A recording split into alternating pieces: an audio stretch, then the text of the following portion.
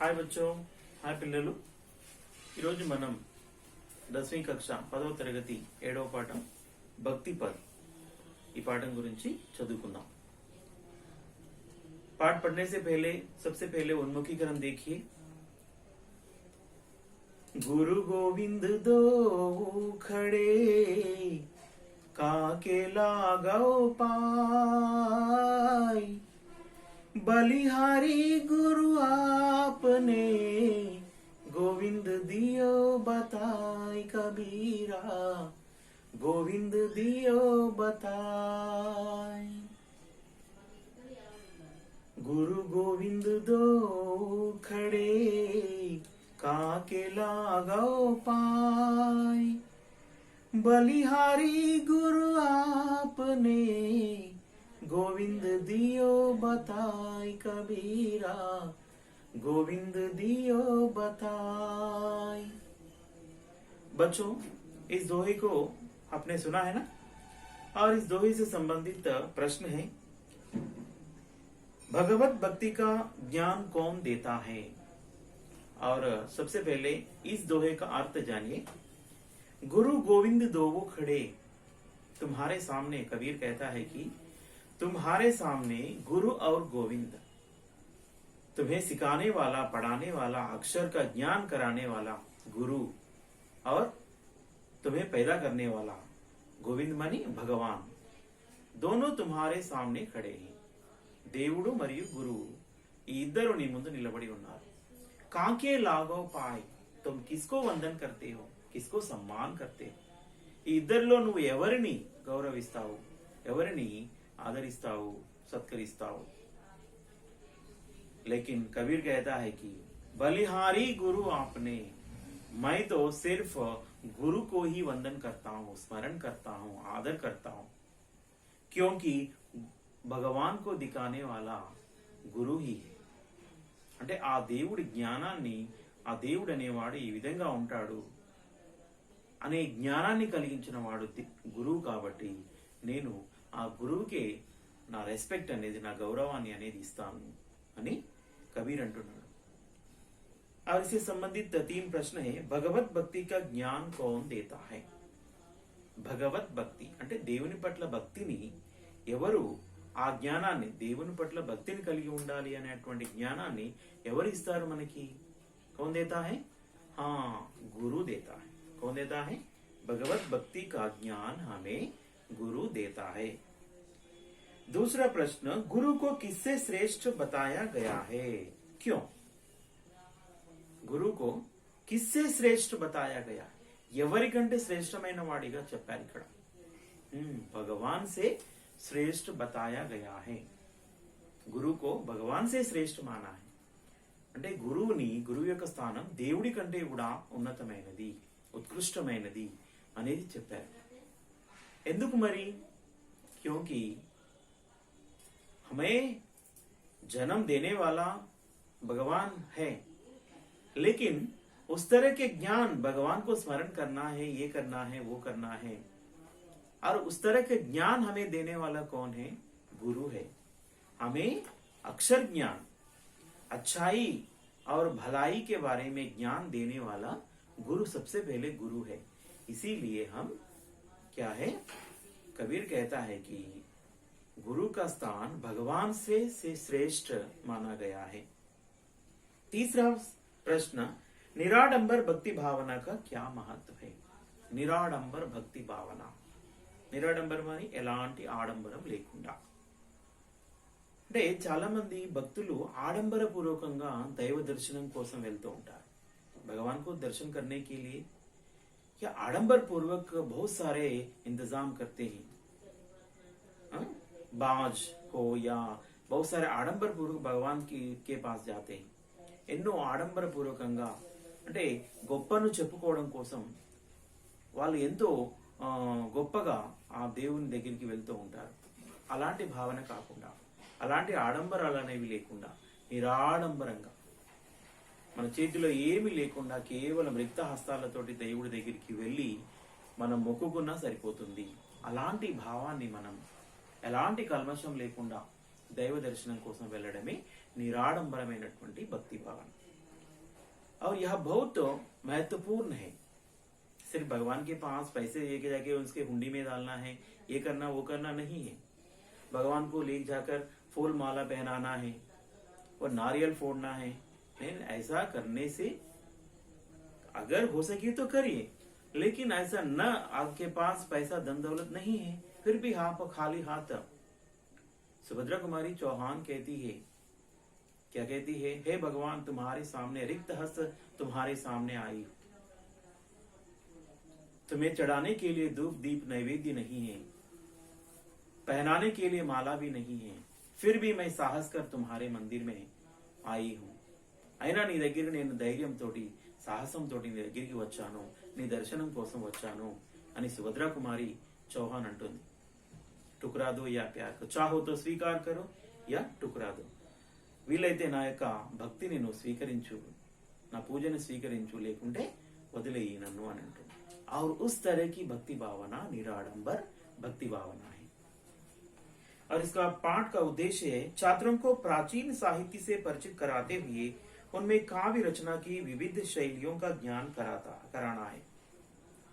बच्चों, इस पाठ का उद्देश्य है छात्रों को प्राचीन साहित्य के परिचित कराने हेतु, ये प्राचीन साहित्य है, ये भक्ति पद और इसके लेखक है रविदास, रायदास और मीराबाई. बहुत बहुत बड़े प्राचीन कवि हैं. और प्राचीन साहित्य किस तरह होती है बच्चों को परिचित कराना, और उसके साथ साथ विविध और शैलियों का ज्ञान कराना है. कविता शैली में बहुत सारे तरीके होते हैं, उन शैलियों के बारे में बच्चों तक पहुंचाना है. और भारतीय साहित्य व संस्कृति के प्रति रुचि उत्पन्न कर निराडंबर भक्ति मार्ग का महत्व बताना है. हमारी भारतीय साहित्य के बारे में, हमारी संस्कृति के प्रति रुचि उत्पन्न करना, భారతీయ సంస్కృతి పట్ల, సాహిత్యం పట్ల ఇంట్రెస్ట్ ని కలిగించడం, కుతూహలాన్ని కలిగించడం, అంతేకాకుండా నిరాడంబరమైనటువంటి భక్తి భావాన్ని యొక్క గొప్పతనం ఎలా ఉంటుందో తెలియచేయడమే ఈ యొక్క పాఠం యొక్క ముఖ్య ఉద్దేశం. इसका विधा विशेष है, यह प्राचीन कविता है, बहुत प्राचीन कविता है, और इसमें ब्रज भाषा का प्रयोग हुआ है. इसमें जो उपयोग की गई भाषा जो है ये भक्ति पदों में ब्रज भाषा है, और ये क्या है? प्राचीन कविता पद्धति है. इस तरह की विधा भी है, ये कविता विधा है. और चलिए और भक्ति पदन के बारे में पढ़ेंगे. और उसका विषय प्रवेश, प्राचीन काल से ही भगवत स्मरण यानी भगवत भक्ति को महत्व दिया गया है. बहुत पुरातन काल से ही यही है, भगवत स्मरण करना, और क्या है? भगवत भक्ति को महत्व दिया गया है. भगवत स्मरण करना, भगवत यानी भगवान के प्रति भक्ति भावना रहना, भक्ति भावना और रहना, ये भी बहुत प्राचीन काल से चलती आ रही है. और भगवान के नाम रूपी नाव से ही संसार रूपी और सागर से तर सकते हैं. इसका कहना है कि भगवान रूपी नाव से ही इस संसार रूपी यानी सागर को हम पार कर सकते हैं. అంటే దేవుడు అనేటువంటి, భగవంతుడు అనేటువంటి ఒక నావ ద్వారానే ఈ సంసారం, భవసాగరం, ఈ సంసారం అనేటువంటి ఒక మహాసముద్రాన్ని ఒక మనిషి, ఒక భక్తుడు ఈదగలుగుతాడు, దాటగలుగుతాడు అనేటువంటి విషయాన్ని తెలియజేస్తుంది. और इसकी सही राह का मार्गदर्शन गुरु द्वारा होता है.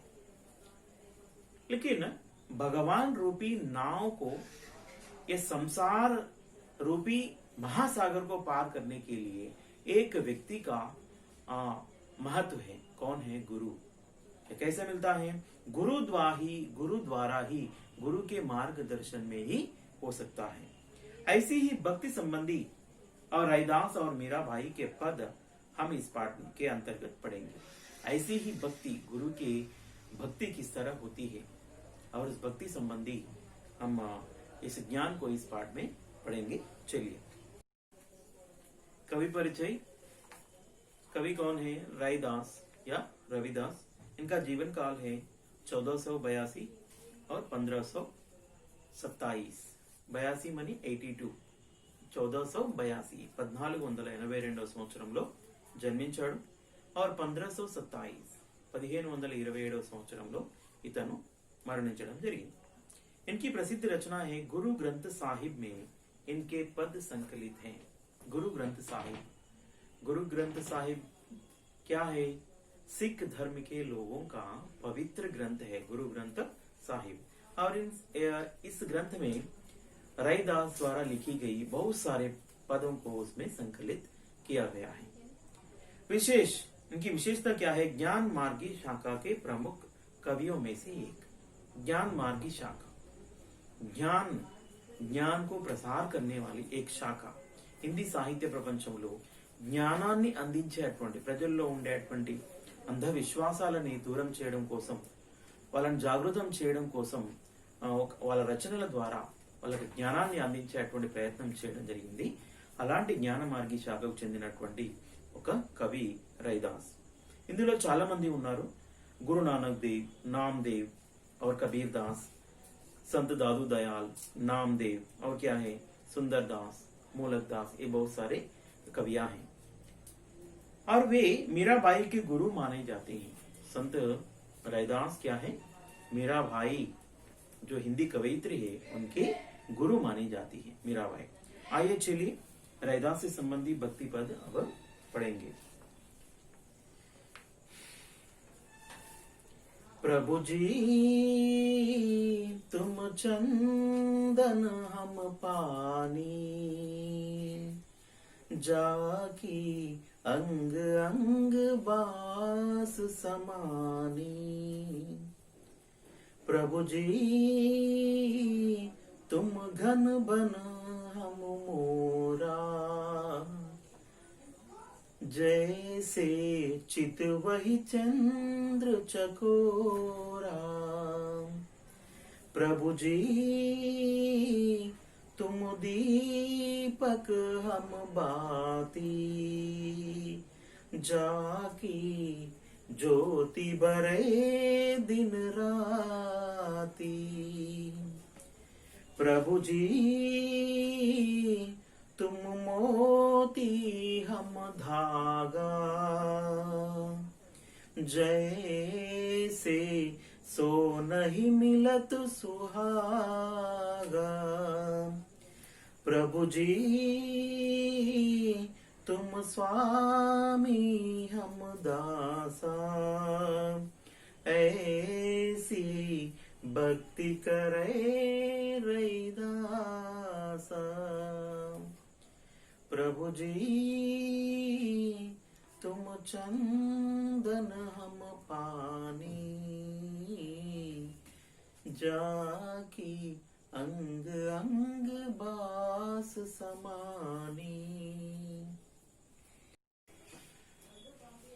बच्चों, इसका अर्थ है प्रभु जी तुम चंदन हम पानी, जाकी अंग अंग बास समानी। हे प्रभु आप चंदन हैं, हम क्या है पानी है। ओ ప్రభువా మీరు మంచి గంధమైతే మేము నీరు। और जिस तरह अंग अंग बास समानी, चंदन में क्या है पानी मिलाने से उसका अंग अंग में बस जाता है और इसे लेपन करने से सारा शरीर आजू बाजू सब क्या है सुगंध से भर जाता है। आप चंदन हो, हम पानी है। అంటే మీరు గంధమైతే మేము నీటి। అంటే ఇక్కడ రైదాస్ తన భక్తిని తెలియజేస్తున్నాడు। మీరు మంచి గంధమైతే మేము నీరు లాంటి వాళ్ళము। प्रभु जी तुम घन बन हम मोरा, जैसे चितवही चंद्र चकोरा। हे प्रभु तुम घन बन हम मोरा, మీరు కురిసే మేఘమైతే, దట్టంగా కమ్ముకున్నటువంటి మేఘమైతే మేము నిమల్లం। और जिस तरह क्या है मोर को घने बादलों को देखकर, यानी पानी गिरने की जो आशा उनके मन में होती है और उसे देखकर वह क्या है नाचना शुरू कर देती है। ఆ దట్టమైన మేఘాల్ని చూసి పురివిప్పి నాట్యం ఆడుతుంది, వర్షం పడుతుందనేటువంటి సంతోషంతో। అదేవిధంగా మీరు దట్టమైన కమ్ముకున్నటువంటి మేఘాలైతే మేము నెమలి లాంటి వారము, నీకోసం ఎదురు చూస్తూ ఉంటాము। నువ్వు కనబడితే సంతోషంతో నాట్యం చేస్తాం। जैसे चितवही चंद्र चकोरा, चंद्र को चकोर पक्षी चंद्र को देखने के लिए वह आशा की दृष्टि से देखती है। चकोर पक्षी ఏ విధంగా చంద్రుని కోసం ఎదురు చూస్తుంది, అదేవిధంగా ఇక్కడ మేము కూడా, భక్తులు కూడా దైవం కోసం ఎదురు చూస్తూ ఉంటారు, పరితపిస్తూ ఉంటారు. ప్రభుజీ తుమ్ దీపక్ హమ్ బాతి, జాకి జ్యోతి బరే దిన్ రాతి. ప్రభుజీ తుమ్ దీపక్ హమ్ బాతి, మీరు దీపం అయితే అందులో కాలిపోయేటువంటి వత్తులం. క్యా హే? జాకి జ్యోతి బరే దిన్ రాతి, దినము పగలు, రాత్రి పగలు ఆ వెలుగుతూ ప్రపంచానికి వెలుగును పంచేటువంటి జ్యోతిగా ఇక్కడ ఎవరు? దేవుడు మరియు భక్తుడు ఇద్దరు కలిసి ప్రపంచానికి వెలుగును పంచుతూ ఉంటారు. ఏ విధంగా? దేవుడు దీపమైతే అందులో కాలిపోయేటువంటి వత్తి లాంటి వాడు భక్తుడు. ఇద్దరు కలిస్తేనే ఆ వెలుగు అనేది నలువైపులా ప్రసరిల్లుతుంటుంది. ప్రభుజీ హమ్ మోతి తుమ్ మోతి హమ్ ధాగా. ప్రభుజీ తుమ్ మోతి హమ్ ధాగా, మీరు మంచి ముత్యం అయితే ఆ ముత్యాన్ని గుచ్చడానికి దారం అవసరం కదా. ఆ దారాన్ని నేను, ఆ దారం, ఆ ముత్యాలన్నింటినీ దారంలో గుచ్చుకొని ఏం చేస్తుంది? ఒక అందమైనటువంటి ముత్యాల హారంగా ఏర్పడుతుంది. జైసే సోనహి మిలత్ సుహాగా, సోనహి మిలత్ సుహా, మెరిసేటువంటి ఆ అదృష్టం కేవలం దేవుడి, వీటిని కలిపి ఒక మాల, ఒక అందమైనటువంటి ఒక దండగా మారుతుంది. ప్రభుజీ తుమ్ స్వామి హమ్ దాసా, ఐసి భక్తి కరైరా దాసా. ప్రభుజీ తుమ్ స్వామి హో, క్యా హే? హమ్ దాసా, మీరు స్వామి, ఈ ప్రపంచాన్ని సృష్టించినటువంటి వాళ్ళు, యజమానులు. హమ్ దాసా, మేము భక్తులము, దాసులం. ఐసి భక్తి కరైరా దాసా, రైదాసి యొక్క భక్తి ఇలాంటిది.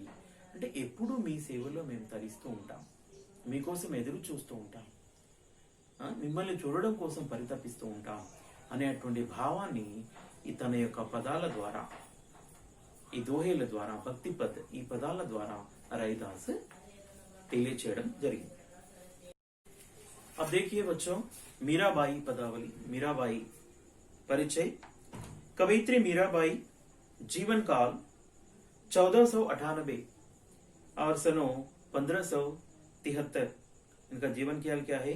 1498 1498వ సంవత్సరంలో జన్మించింది మరియు 1573 1573లో मीराबाई మరణించడం జరిగింది।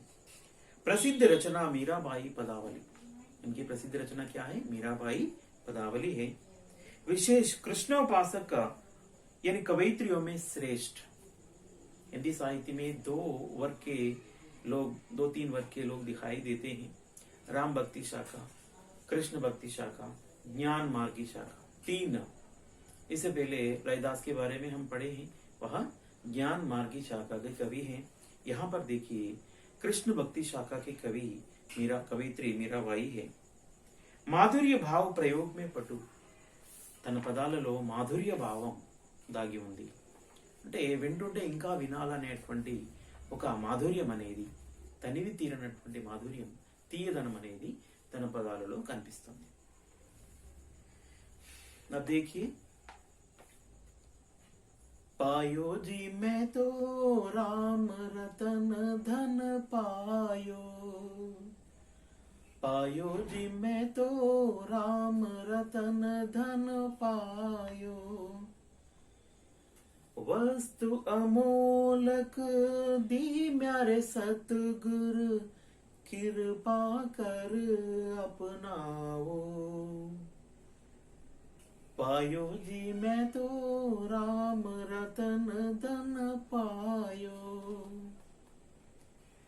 जन्म जन्म की पूंजी पाई, जग में सभी खोवायो।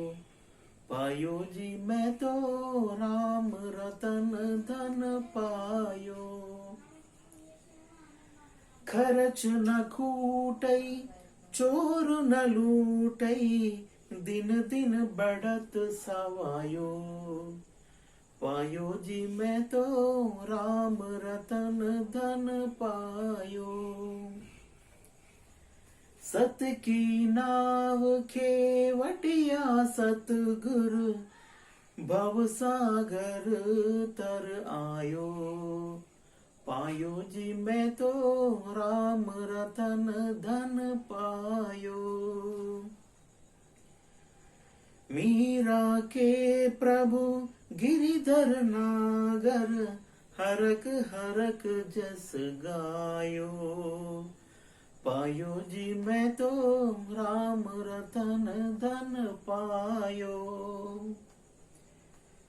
पायो जी मैं तो राम रतन धन पायो। अब बच्चों, मीरा अपने पदों में श्री कृष्ण से इस तरह कहती है, श्री कृष्ण के बारे में दुनिया के लोगों से कहती है, पायो जी मैं तो राम रतन धन पायो। నేను పొందాను రామ రతన్ ధన్ పాయో, రాముడు అనేటువంటి ఒక ధనాన్ని, అలాంటి భగవత్ రత్నం లాంటి ఒక ధనాన్ని నేను పొందాను. వస్తు అమోలక్ ది మ్యారే సద్గురు, మ్యారే మేరే సద్గురు, నా యొక్క గురువు, నా మంచి గురువు నాకు ఒక అమూల్యమైనటువంటి వస్తువునిచ్చాడు. కృపాకర్ అపనావో, కృపాకర్ అపనాయో, నన్ను దయతలచి నాకు ఆ విలువైనటువంటి అమూల్యమైనటువంటి ఆ వస్తువుని నాకు అందించడం జరిగింది. జనం జనమకి పూంజీ పాయి జగమే సభీ ఖోవాయో. జనం జనంకి, ఎన్నో జన్మలు మనం సంపాదిస్తే గాని తరిగిపోనటువంటిది, సంపాదించినా గాని తృప్తి కలగనటువంటిది. జగమే సభీ ఖోవాయో, ఈ ప్రపంచంలో అన్నీ పోగొట్టుకున్నప్పటికీ కూడా నా గురువు నాకు ఒక అమూల్యమైనటువంటి వస్తువుని మాత్రం ఇచ్చాడు. ఖరచ్ నా కూటై, ఖర్చు చేసినా తరిగిపోనటువంటిది. చోరు నా లూటై, దొంగలు కూడా దొంగిలించలేనటువంటిది. దిన బడత్ సవాయు, ప్రతి దినము కూడా 1.5 రెట్లు పెరుగుతూనే ఉంటుంది. సవాయ సవాయో అంటే 1/4, 1/4 అంటే ఇక్కడ 1.5 రెట్లు ప్రతిరోజు దినదినం అది పెరుగుతూనే ఉంటుంది తప్ప ఆ వస్తువు తరగను మాత్రం అస్సలే తరగదు. సత్కి నావ్ కేవటియా సద్గురు, ఈ సత్కి నావ్, ఈ నావ్ కిస్ తరహకి నావ్ హే, సత్యపు నావా. దాన్ని నడిపేటువంటి నావికుడు ఎవరు అంటే నా గురువు, నాకు నేర్పినటువంటి గురువు. భవసాగర్ తర్ ఆయో, భవసాగర్ తరాయు, ఈ సంసార సాగరం, ఈ భవసాగరం అనేటువంటి ఈ మహాసముద్రాన్ని దాటడానికి ఈ అమూల్యమైనటువంటి ఈ యొక్క వస్తువు, ఈ యొక్క వరం అనేది నాకు ఉపయోగపడుతున్నది. మీరా కే ప్రభు గిరిధర్ నాగర్ హరక్ హరక్ జస్ గాయో. హే మీరా కే ప్రభు, మీరా యొక్క ప్రభు గిరిధరుడు ఎవరు? శ్రీకృష్ణుడు. గిరిధర్ నాగర్ చతుర్ హే, ఆ గిరిధరుడు శ్రీకృష్ణుడు చాలా చతురత కలిగినటువంటి వాడు. హరక్ హరక్ జస్ గాయో, నేను సంతోషంతో అతని గురించి నేను నా యొక్క పదాల ఉపయోగించి నేను పాడుతూ ఉన్నాను. అందమైనటువంటి పదాల్ని రచించి ఆ శ్రీకృష్ణుని గురించి నేను పాడుతూ ఉంటాను అని ఎవరంటున్నారు? మీరాబాయి. అంటే మరి ఇక్కడ మీరాబాయికి తన గురువు ఇచ్చినటువంటి భక్తి, విలువైనటువంటి వస్తువు ఏంటంటే భగవత్ భక్తి. किस तरह की भगवत भक्ति, किसके बारे में? श्री कृष्ण के बारे में. అంటే శ్రీకృష్ణుడి పైన ఉండేటువంటి తన యొక్క భక్తిని ఈ పదాల ద్వారా ఆ శ్రీకృష్ణుడే తన యొక్క అమూల్యమైనటువంటి ధనంగా, తరిగిపోని సంపదగా, దొంగలు కూడా దొంగిలించినటువంటి సంపదగా మీరాబాయి ఈ పదాలలో తెలియచేయడం జరిగింది.